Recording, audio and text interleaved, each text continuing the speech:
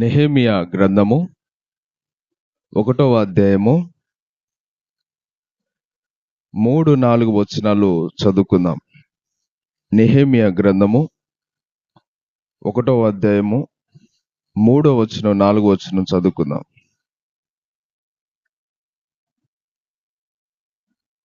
వారు చెరపట్టబడిన వారిలో శేషించిన వారు ఆ దేశములో బహుగా శ్రమను నిందను పొందుచున్నారు.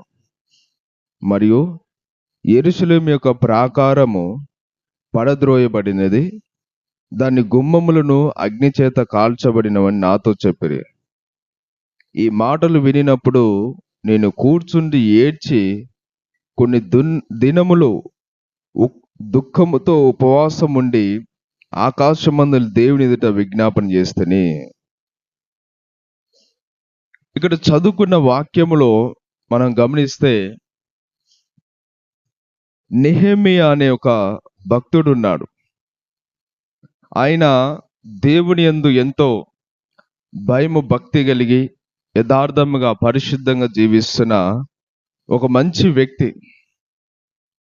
ఇతను ఒక రాజు కింద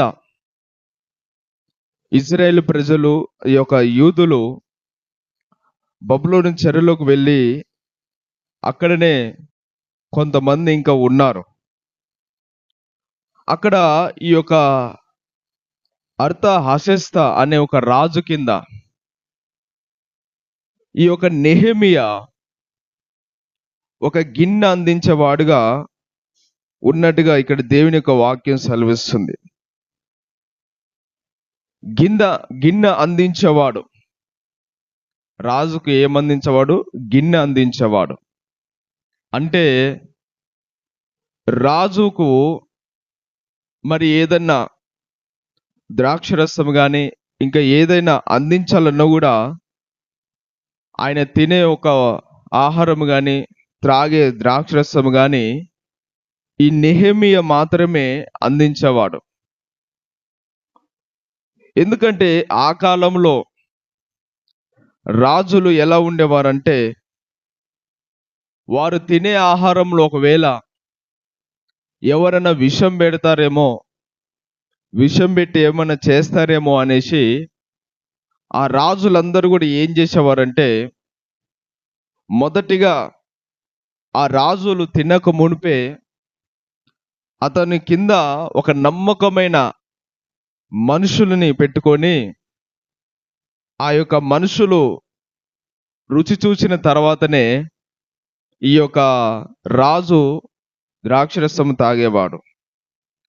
అట్లా ఈ యొక్క అర్తహషస్త రాజు కూడా నెహెమియాను పెట్టుకున్నాడు.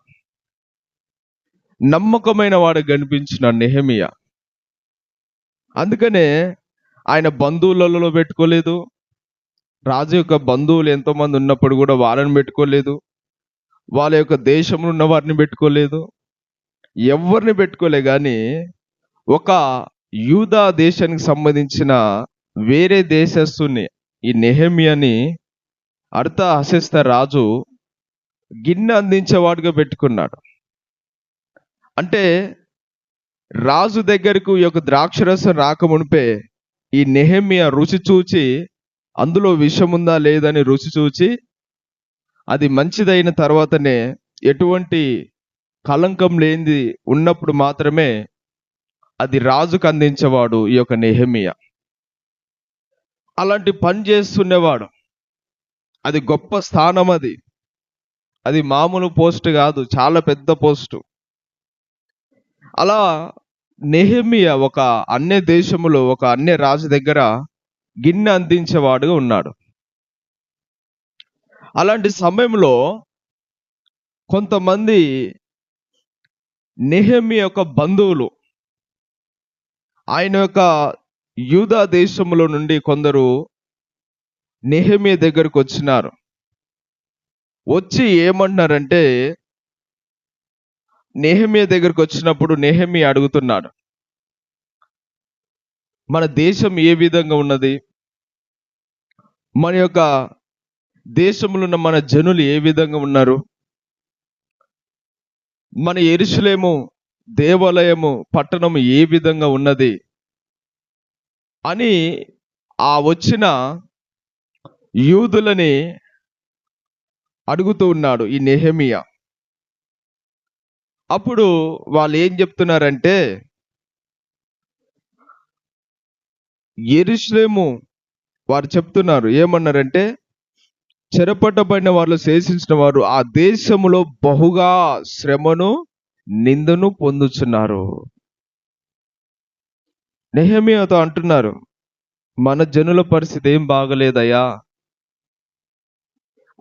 ఆ దేశంలో మన దేశమైండు కూడా మన ప్రజలు ఎంతో శ్రమ పొందుతున్నారు, ఎంతో నింద పొందుతున్నారు. అన్య జనులు వచ్చి మన దేశంలో మన ప్రజల్ని శ్రమపరుస్తున్నారు, హింసపరుస్తున్నారు, నిందలు మోపుతున్నారు, మన ప్రజల్ని చిత్రహింసలు పెడుతున్నారు. ఏం బాలేదు మన యూదుల పరిస్థితి. అన్య జనులు వచ్చి మన పట్టణములో ఉన్న మన జనులని వాళ్ళు హింస పెడుతూ శ్రమ పెడుతూ మన దేవాలయాన్ని కూడా వారు పాడు చేస్తున్నారు. ఇక్కడ వాళ్ళు చెప్తున్నారు. రెండోది ఏమన్నారంటే, యెరూషలేము యొక్క ప్రాకారము పడద్రోయబడినది, దాని గుమ్మములను అగ్ని చేత కాల్చబడినవని నాతో చెప్పిరి. నెహెమియాతో ఏం చెప్తున్నారంటే, మన జనుల పరిస్థితి ఏం బాలేదు, శ్రమ నింద పొందుతున్నారు. ఇంకా ఏమంటున్నారంటే, యెరూషలేము యొక్క ప్రాకారములు అంటే యెరూషలేము మందిరము చుట్టూ ఉన్న ఆ యొక్క పారిగోడ ప్రాకారం అంతా కూడా కూలిపోయింది, దాని యొక్క గుమ్మములు అగ్ని చేత కాల్చబడినవి అని చెప్తున్నారు. చూడండి, నెహెమియా వాళ్ళని అడిగిన మాట ఏమిటంటే, తన జనుల విషయము వాళ్ళ యోగాక్షేమం ఎలా ఉంది అని తెలుసుకున్నాడు. అంతేకాకుండా మందిరం యొక్క ఎలా ఉంది, మందిరం పరిస్థితి ఎలా ఉంది అని తెలుసుకుంటున్నాడు. ఎంత ఆసక్తితో చూడండి. వేరే వేరే విషయాలు ఏం అడగలేదు, వేరే వ్యర్థమైన విషయాలు కానీ లోక సంబంధమైన విషయాలు కానీ వేరే ఏ విషయాలు అడగకుండా దేవుని మందిరం ఏ విధంగా ఉంది, దేవునికి ఏ విధంగా లోబడుతున్నారు జనులు, మంచిగా ఉందా, దేవునికి నమ్మకంగా ఉన్నారా, దేవునికి లోబడుతున్నారా లేదా అని నెహెమియా మందిరము గురించి అడుగుతున్నాడు. ఈరోజు చాలా మంది కూడా ఇలాంటి మందిరం గురించిన ఆసక్తి ఉండాలి. అప్పుడు వాళ్ళు ఏమంటున్నారంటే, అక్కడ ఉన్న జనుల పరిస్థితి బాలేదు, శ్రమ నింద పొందుతున్నారు, యెరూషలేము ప్రాకారములు పడద్రోయబడి దాని గుమ్మములు అగ్ని చేత కాల్చబడి అని చెప్పినారు. అప్పుడు ఆ యొక్క నెహెమియా ఏం చేస్తానంటే, ఈ మాటలు వినినప్పుడు నేను కూర్చుండి ఏడ్చి కొన్ని దినములు దుఃఖముతో ఉపవాసముండి ఆకాశమందుల దేవుని దగ్గర విజ్ఞాపన చేస్తేనే. వాళ్ళు చెప్పినారు వచ్చి పరిస్థితి ఏం బాగాలేదని, దేవాలయం పరిస్థితి బాగాలేదు, యూదుల పరిస్థితి ఏం బాగాలేదని చెప్పినారు. నెహెమియా కూడా ఒకవేళ సర్లే ఏం చేస్తాం, పరిస్థితి బాగాలేదు కదా, దేవునికి విరోధంగా జీవించినారు కదా, అందుకని అట్లా అవుతుందిలే అనేసి వదిలిపెట్టలేదు. ఒక రోషము తెచ్చుకున్నాడు, ఒక మంటలో ఒక మంట మండినాడు ఆయన. ఒక రోషం తెచ్చుకొని, ఒక పౌరుషం తెచ్చుకొని ఈ మాటలు వినినప్పుడు నేను కూర్చుండి ఏడ్చి ఎమ్మటే కుప్పగూలిపోయినాడు ఈ నెహెమియా. ఆ మాటలు వినగానే నేలకు అట్లా కూలిపోయినాడు, అంతే. కూలి కింద కూర్చొని ఏడుస్తున్నాడు. అప్పుడు ఏం చేసినాడంటే, కొన్ని దినాలు దుఃఖముతో ఉపవాసం ఉన్నాడంట. ఆకాశమందుల దేవునికి ఆయన ఇక ప్రార్థన చేస్తున్నాడు. అంటే చూడండి, మందిరం పట్ల, దేవుని జనుల పట్ల ఎంత ఆసక్తి, అత్యాసక్తి ఉందో. ఈరోజు ప్రతి ఒక్కరు కూడా, మనకు కూడా ఆసక్తి ఉండాలి.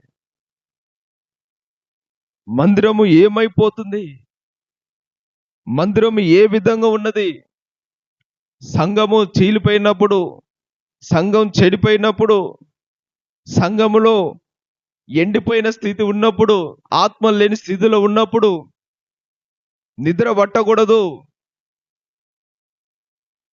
మంచిగా తిని సుఖంగా ఉండకూడదు. వచ్చినప్పుడు వస్తాయిలే ఆత్మలు, ఎదిగినప్పుడు ఎదుగుతులే సంఘము, రక్షించబడినప్పుడు రక్షించబడతాలే జనము అని అనుకోవద్దు.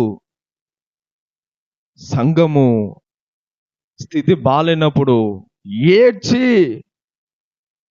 దుఃఖముతో దేవునికి మొరపెట్టాలి. ఇంకెవరికి చెప్పనవసరం లేదు. ఆయన ఒక రాజు కింద ఉన్నాడు. ఆయన తలుసుకుంటే రాజుకు చెప్పగలుగుతాడు డైరెక్ట్గా, కానీ అట్లా చెప్పలే. ఆయన ఏం చేసినాడంటే దేవునికే డైరెక్ట్గా చెప్పినాడు. ఇలాంటి భయంకరమైన దుస్థితి నుంచి రక్షించేది కేవలం ప్రభు అయిన యేసుక్రీస్తు అని తెలుసుకొని దేవునికే మొరపెడుతున్నాడు. చూడండి, అలాంటి సమయంలో ఈ యొక్క నెహెమ్యా కొన్ని దినాలు ఉపవాసం ప్రార్థన చేస్తున్నారు. దేవాలయం చెడిపోయింది, దేవా నీ ప్రజల పరిస్థితి బాలేదు, ఇది మా పాపం వలన, మా దోషం వలనే కలిగింది, నీ మాటకు లోపడకపోవడం వల్లనే, నిన్ను విడిచి అన్య దేవతలను అనుసరించడం వల్లనే, నిన్ను కాదని ఇతర దేవతలను పూజించడం వల్లనే మాకు ఈ విధంగా జరిగిందయ్యా, మా తప్పును క్షమించయ్యా అని ఈ యొక్క నెహెమ్యా ఉపవాసం ఉండి ప్రార్థన చేస్తున్నాడు. చూడండి ఎంత ఆసక్తి, అత్యాసక్తి కలిగి ఉన్నాడు. ఉపవాసాలుండి ప్రార్థన చేస్తున్నాడు. ఉపవాసాలు అయిపోయిన తర్వాత ఒక రోజున రాజుకు మరలా గిన్నె అందించడానికి, అంటే ద్రాక్షరసం వేయడానికి సమయం వచ్చింది. ద్రాక్ష రసము రాజుకి ఇచ్చే మూమెంట్లా రాజు ఈ నెహెమ్యాను చూస్తున్నాడు. నెహెమ్యాను చూస్తున్నప్పుడు రాజుకు ఆశ్చర్యం వేసింది. ఎందుకంటే ఈ నెహెమ్యా ఉపవాసాలు ఉండి వచ్చినాడు కదా, అతని ముఖం అంతా కూడా ఎంతో దుఃఖముతో, వ్యాధితో, బాధతో ఉన్నట్టుగా రాజు గమనించినాడు. అంత మునిపేమో చాలా మంచిగా ఉండేవాడు, బలం, పుష్టిగా, యాక్టివ్గా ఉండేవాడు. ఇప్పుడేమో ఏంది నెహెమ్యా ఈ విధంగా ఉన్నాడని ఈ యొక్క అర్థ హసిస్తే రాజు ఏమడుగుతున్నాడంటే, ఎందుకు నెహెమ్యా ఈ విధంగా ఉన్నావు, చాలా దుఃఖంతో ఉన్నట్టున్నావు, బాధతో ఉన్నట్టున్నావు, ఏం జరిగింది అని అన్నప్పుడు నెహెమ్యా అంటున్నాడు, ఏమంటున్నాడు అంటే, నేను మిగుల భయపడి రాజు చిరంజీవి అగునుగాక, నా పితరుల సమాధులుండు పట్టణము పాడైపోయి దాన్ని గుమ్మములు అగ్నిచేత కాల్చబడి ఉండగా నాకు దుఃఖము లేకపోవునా అని రాజుతో అంటిని. 2వ అధ్యాయం 3వ వచనంలో రాజుతో అంటున్నాడు అప్పుడు, అయ్యా నా పితరులు ఉండే పట్టణము, నా పితరులు ఉండే సమాధుల యొక్క స్థలము, నా యొక్క పితరుల పరిస్థితి ఎంతో భయంకరంగా ఉన్నది, చెప్పుకోలేని పరిస్థితిలో ఉన్నది. భయంకరమైన శ్రమను, నిందను, అవమాని బాధపడుతున్నారు. నా పితరుల యొక్క సమాధుల యొక్క స్థలాలు పాడైపోయినాయి, మందిరం యొక్క ప్రాకారం కూలిపోయినాయి. ఇంకా నాకు దుఃఖం రాదా రాజా అని అన్నప్పుడు రాజు అంటున్నాడు, నీకేం కావాలి, ఏం కొడుతున్నావు నా గురించి నెహెమ్యా చెప్పు. అని అన్నప్పుడు నెహెమియా అంటున్నాడు, ఏం లేదయ్యా, నీ దగ్గర నుంచి ఏం కోరతలేదు. ఇన్ని సంవత్సరాలు నీ దగ్గర ఉన్నాను, ఎంతో నమ్మకంగా ఉన్నాను. నీ ప్రాణం కంటే నా ప్రాణం అని పెట్టాను. నాకేమొద్దు, కేవలము నా యొక్క యూదా దేశానికి నన్ను పంపించు. అక్కడ ఉన్న నా పితరుల యొక్క పాడైపోయిన స్థలములను, ఆ మందిర ప్రాకారములను కట్టడానికి నేను వెళ్తాను. నాకు సెలవేయి, నన్ను పంపించు, ఇదొక్క సహాయం చేయి అన్నప్పుడు రాజు ఏమంటున్నాడంటే, రాజు అసలు ఎంత అద్భుతంగా అంటే, రాజుకి దేవుడు కనికరం పుట్టించాడు, దయ పుట్టించి ఏమంటాడంటే, ఆ రాజు అంటున్నాడు, నువ్వెప్పుడు తిరిగి వస్తావు, మరలా పోతావు సరే, మరలా ఎప్పుడు వస్తావు నా దగ్గరికి అంటే, ఇంతకాలంలో కొంతకాలం ఆగిన తర్వాత వస్తానయ్యా, అది కట్టగానే వస్తానని అన్నప్పుడు, సరే వెళ్ళు అని అంటాడు. చూడు ఎంత మంచి గొప్ప కార్యం. అంతేకాకుండా రాజుతో ఇంకొక మనవి చేస్తున్నాడు. ఏమంటున్నాడంటే, రాజా, మరి ఆ దేశానికి వెళ్ళడానికి, నా యూదా దేశానికి వెళ్ళడానికి నువ్వు ఒక తాకీదు ఇయ్యాలి, ఒక పత్రం ఇయ్యాలి. ఎందుకంటే ఆ యొక్క మరి ఈయన ఉన్నదేమో ఆ యొక్క అన్య దేశంలో, ఒక పారసీకులు పరిపాలించే దేశంలో ఉన్నాడు. ఒక దేశం ఆ రాజు కింద ఉండదు, కొన్ని ఎన్నో దేశాలు ఉంటాయి ఆయన కింద. కాబట్టి ఒక దేశం దాటి ఇంకొక దేశానికి వెళ్తున్నప్పుడు రానియరు ఒక్కొక్కసారి.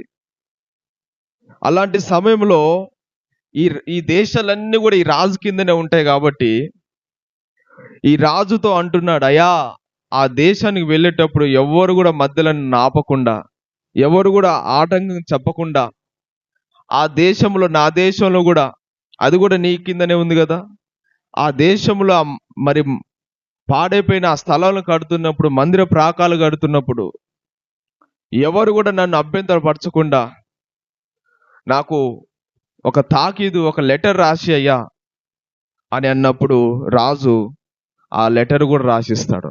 రాసియడం కాదు, ఒక గవర్నర్గా పంపిస్తాడు. యూదా దేశానికి ఒక గవర్నర్గా పంపిస్తాడు. నెహెమియా, ఏ దేశం గుండా నువ్వు వెళ్తున్నా కూడా, ఏ దేశంలో ఎవరు నిన్ను ఆపకుండా ఆర్డర్ ఇస్తున్నాను. అంతేకాదు, నువ్వు వెళ్ళే దేశం, నీ యూదా దేశంలో నిన్ను ఆ దేశంలో గవర్నర్గా నిర్మిస్తున్నాను. నువ్వు చెప్పిందే అక్కడ జాగాలి అనేసి ఒక గవర్నర్గా పంపించినాడు. ఇంకా ఆ తాకీదు తీసుకొని, ఆ పత్రం తీసుకొని నెహెమియా వస్తున్నాడు. చూడండి ఎంత అద్భుతము జరిగిందో. మొదటిగా ఉపవాసాలు ఉన్నాడు, ఉపవాసం ఉండి ప్రార్థన చేసినాడు. అతని యొక్క పాపాలు, అతని పితరుల పాపాలు ఒప్పుకున్నాడు. ఆ తర్వాత దేవుడు ఆయన ప్రార్థన ఆలకించినాడు. ఆ తర్వాతనే రాజు దగ్గర వెళ్ళినాడు. ఉపవాసాలను ప్రార్థన చేసిన తర్వాతనే రాజు దగ్గర వెళ్ళగానే రాజు కూడా మారు మనసు వచ్చింది. రాజు కూడా కనికరపడి నెహెమియా వెళ్ళడానికి అవకాశము దేవుడు దయచేసినాడు. ఈరోజు అందుకనే ఇలాంటి భయంకరమైన పరిస్థితుల్లో ఉన్నప్పుడు ఉపవాసాలు అంటే అది ఎంతో శక్తివంతమైనవి ఉంటవి. ఈ నెహెమియా చరిత్రకారులు ఏం చెప్తారంటే, సుమారుగా 4 నెలలు ఉన్నాడు అన్నట్టుగా చెప్తారు. 4 నెలలు ఉన్నాడంటే ఉపవాస ప్రార్థన. అలాంటి ఉపవాస ప్రార్థనలు అలా రోషముతో చేసినప్పుడు మరి రాజు హృదయమే కనికరించబడి ఒక గవర్నర్గా పంపించాడు. ఇంకో దేశం దాటి ఇంకో దేశం వెళ్తున్నప్పుడు, ఆయన దేశం వెళ్ళేంత వరకు ఎవరు కూడా ఆటంకం చెప్పకుండా తాకీదులు ఇచ్చి ఆ దేశాన్ని గవర్నర్గా పంపించి, ఆ మందిరానికి ఇంకా ఏదైనా ఆ గుమ్మాలోకి ఏదైనా అవసరతలున్నా అవన్నీ కూడా ఈ రాజే పంపిస్తాడు అనమాట. ఎంత గొప్ప కార్యం జరిగిందో చూడండి. ఈ నెహెమియా అక్కడికి వెళ్తాడు. వెళ్ళిన తర్వాత మరి ఎన్ని రోజులలో కట్టబడుతుంది మందిరము? ఇక్కడ 6వ అధ్యాయము, నెహెమియా గ్రంథం 6వ అధ్యాయం 15వ వచనంలో ఉంది. మందిరము అంటే మందిరము కాదు, ప్రాకారాలు మాత్రమే, మందిరం కాదు. ఓన్లీ యెరూషలేము దేవాలయం చుట్టూన్న ప్రాకారాలు మాత్రమే ఎన్ని రోజులలో కట్టబడినవో ఇక్కడ చెప్తున్నాడు. నెహెమీయా గ్రంథం 6వ అధ్యాయం 15వ వచనం. ఈ ప్రకారముగా ఏలీలు మాసము 25వ దినమందు అనగా 72 దినములకు ప్రాకారము కట్టుట సమాప్తమైను. నెహెమీయా ఏం చేసినాడు? 52 రోజులలో కట్టినాడంట. ఎన్ని రోజులు? 52 రోజులల్లా. చూడండి, ఇలా కడుతున్నప్పుడు కూడా, రాజు దగ్గర నుంచి వచ్చినప్పుడు కూడా ఆ యొక్క యెరూషలేము ప్రాకారం చుట్టూ తిరిగి చూస్తున్న నెహెమీయా, కాల్చబడ్డాయి గుమ్మాలు, పడద్రోయబడ్డాయి ప్రాకారాలు, అవన్నీ చూసినాడు. తర్వాత అక్కడున్న యూదులందరూ పోగు చేసి మనం మందిరం కడదాం రండి అని అన్నప్పుడు కొంతమంది వచ్చినారు, కడుతున్నప్పుడు కొంత ఇంకా శత్రువులు వచ్చారు, వేరే వాళ్ళు వచ్చి ఎగతాళి చేస్తున్నారు. భలే కడుతున్నారు మీరు కట్టే గోడ మీద నక్క ఎగిరినా కూడా ఊకనే కూలిపోయింది గోడ, భలే కడుతున్నారు కదా అని హేళన చేసినారు, కొంతమంది నిందించినారు. ఉంటారు, ఎక్కడో ఒకడు ఉంటూనే ఉంటారు ఇట్లాంటి శత్రువులు, ఇలాంటి నిందలు మోపేవారు, ఓర్వలేని వారు, అపహసించేవారు ఉంటారు. అవన్నీ పట్టించుకోలే నెహెమీయా. ఎంతమంది ఈ గోడలు కడుతున్నప్పుడు అడ్డొచ్చినా కూడా అవన్నీ కూడా పక్కన పెట్టినాడు. ఈయన పని ఏందో ఈయన పని చేసుకున్నాడు. 52 రోజులలో పూర్తి చేసినాడు. ఎన్ని రోజులు? 52 రోజులల్లా యెరూషలేము దేవాలయం చుట్టూ ఉన్న ప్రాకారాలన్నీ కూడా కట్టినాడు. 52 రోజులు. ఇవాళ మన గోడకున్నట్టు కాదు ఇవి గోడలు, ఇవి ఇట్లా కాదు. ఆ గోడలు యెరూషలేము చుట్టూన్న గోడలు పెద్ద పెద్ద గోడలు, అవి చాలా పెద్ద గోడలు, చాలా బరుగున్న బండరాతులు, అవన్నీ కూడా ఇప్పటి కూడా ఆ గోడ ఉన్నది. ఇంకా యెరూషలేము దేశానికి వెళ్ళినప్పుడు ఆ దేవాలయం చుట్టూ కూడా ఇప్పటికీ ఇంకా గోడ ఉంది. కొన్ని సంవత్సరాల క్రితం కట్టిన గోడలు ఇప్పటికున్నాయి. అవి దేవుడు ఇలాంటి భక్తుల చేత కట్టబడినవి. అందరేమో కూలిపోద్ది, ఎమ్మటే పడిపోద్ది, నక్క ఎగిరినా కూడా, నక్క దాని మీద నడిచినా కూడా కూలిపోద్ది అన్నారు. మరి ఇప్పటిదాకా కూడా కూలిపోలే. అందుకనే ఇట్లాంటి మాటలు మనం పట్టించుకోవద్దు. ఈరోజు 52 రోజులలో కట్టబడిందంటే అది కేవలము ఇది రాజు వల్ల కాదు, నెహెమీయా వల్ల కాదు, కేవలం దేవుని వల్లనే ఈ కార్యం జరిగింది. ఆయన ఆకాశమందులను దేవునికి మొరపెట్టినాడు, దేవునికి ప్రార్థన చేసినాడు. మధ్యలోకి ఎవరు లేరుగా, డైరెక్ట్గా దేవునితోనే ముఖాముఖిగా ఆయన ప్రార్థన చేసి పోరాడినాడు. మందిరం పట్ల అంత ఆసక్తి ఉండాలి. దేవుని మందిరం అన్నా, దేవుని ప్రజలన్నా, విశ్వాసులు కొంతమంది భక్తిహీనులుగా నడుస్తున్నప్పుడు వాళ్ళని చూసినప్పుడు మనకు బాధ కలగాలి. అయ్యో, ఒకప్పుడు ఎంతో భక్తి కలిగి ఉన్నారే, ఇప్పుడు ఎందుకు ఇలా భక్తిహీనులుగా ఉంటున్నారని వాళ్ళ కోసం మనము కూడా ప్రార్థన చేయాలి, పురిగొలపాలి. అందుకనే పేతురు కూడా ఏమంటాడంటే, మిమ్మల్ని మీ మనసులను రేపవలనని ఈ మాటలు రాస్తున్నాను అంటాడు. ఇలా భక్తిహీనంలో పడిపోయిన వారు, అవిశ్వాసులుగా మార్చబడిన వారు, దేవుని విడిచి తిరుగుతున్న వారి కోసం కూడా మనం ఏం చేయాలంటే కొన్నిసార్లు ఉపవాసం ఉండి ప్రార్థన చేయాలి. మందిరం చెడిపోయిందా, నాకెందుకులే అనుకోవద్దు. ఆత్మలు రావట్లేవా, వచ్చిన ఆత్మలు పోతున్నాయా, చీలిపోయిందా సంఘము, అలాంటి సమయంలో కూడా మనం ఏం చేయాలంటే కన్నీరు విడిచి నెహెమీయా వల్ల రోషముతో ప్రార్థన చేయాలి.